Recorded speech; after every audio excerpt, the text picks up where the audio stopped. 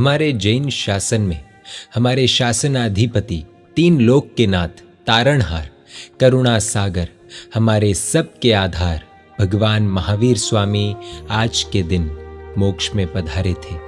क्या घटना हुई थी उस समय, उसको जानने के लिए बने रहिए इस वीडियो के अंत तक।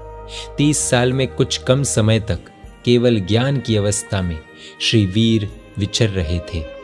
वीर भगवान ने अपने अल्प आयु को जानकर अपापापुरी यानी पावापुरी में हस्तिपाल नरेश के राज्यसभा में अंतिम चातुर्मास किया। उस चातुर्मास में महावीर स्वामी ने अनेक भवियों के संशय का निवारण करके 5वें आरे में क्या क्या होने वाला है उसके स्वरूप को कहकर अपने अंतिम कुछ दिनों के अंदर आ गए। अंतिम 2 दिन बाकी थे। प्रभु ने लोगों की अनुकंपा से 16 प्रहर तक धर्म देशना का धोत बहाया। तब श्रीवीर प्रभु ने अपना निर्वाण एकदम नजदीक जानकर खुद के पहले गणधर श्री गुरु गौतम स्वामी जी को देव शर्मा को प्रतिबोध करने के लिए भेजा और साथ ही साथ उनके राग को विराग में पलटाने के लिए और उन्हें वितरागी बनाने के लिए अपने से दूर भेज दिया। कार्तिक अमावस्या का दिन था। प्रभु ने छठ तप 2 उपवास का तप किया था। प्रभु पर्यंकासन में बैठे थे। शाम भी थोड़ी मायूस लग रही थी।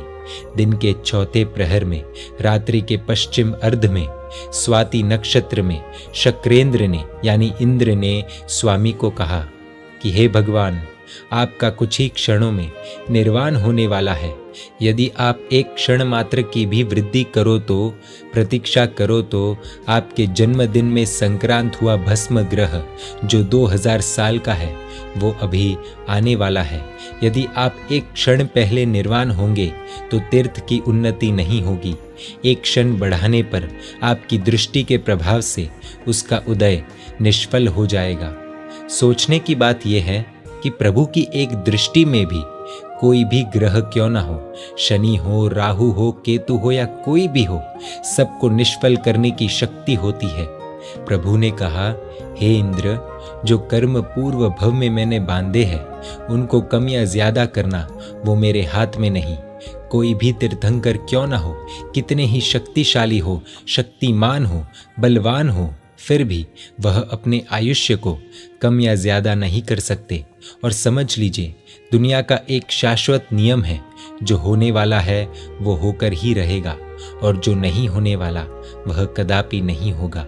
तब भगवान ने 55 शुभ फल कैसे होते हैं उसको वर्णन करने वाला और 55 अशुभ फल कैसे होते हैं उसको वर्णन करने वाला अध्ययन यानी सूत्र लोगों के कल्याण के लिए कहा और नहीं पूछे गए जो भावी में, भविष्य में बहुत महत्व के थे।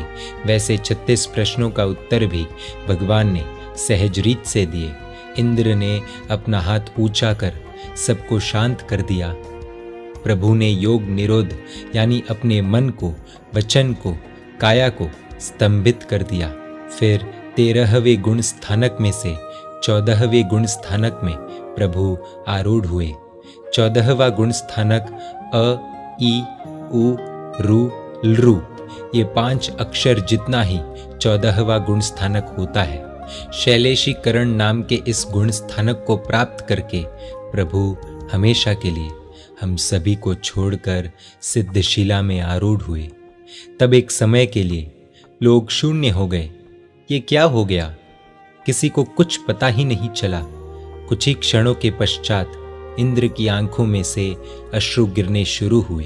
उसका कल्पांत इतना कठोर था कि कठोर हृदय वाले का भी दिल पिघला दे। वे एक अनाथ की तरह रोने लगे, पर इंद्र को खुद का कर्तव्य पता था। इंद्र ने खुद को संभाल कर अलग अलग देवों को चिता तैयार करने के लिए भेज दिया। देवों ने गोशीर्ष चंदन लाया, उसकी चिता बनाई।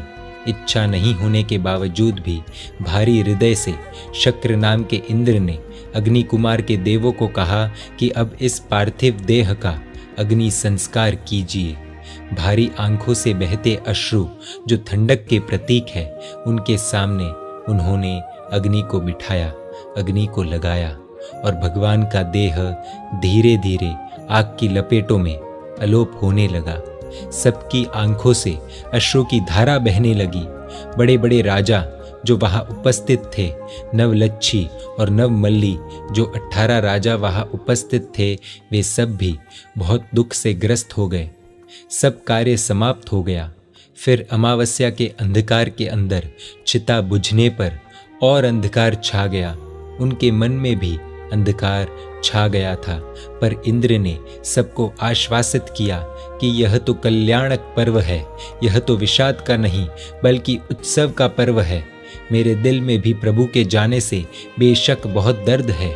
भाव उद्योत यानी प्रकाश तो चला गया, पर अब द्रव्य उद्योत कर यानी द्रव्य प्रकाश कर आज हमें उनकी याद को ताज़ा करनी है।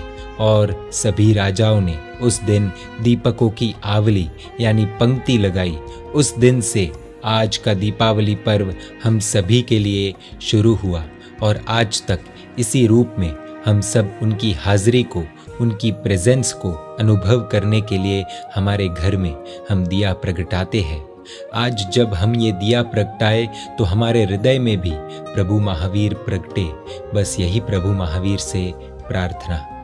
प्रभु महावीर ने अपने अंतिम समय में गौतम स्वामी जी को अपने से दूर क्यों भेजा था और क्या कुछ हुआ था, वो हम जानेंगे नए वर्ष में यानी अगले भाग में। महावीर की आज्ञा विरुद्ध कुछ भी कहा हो तुम इच्छामि दुक्कडम। जय जिन शासन, जय महावीर।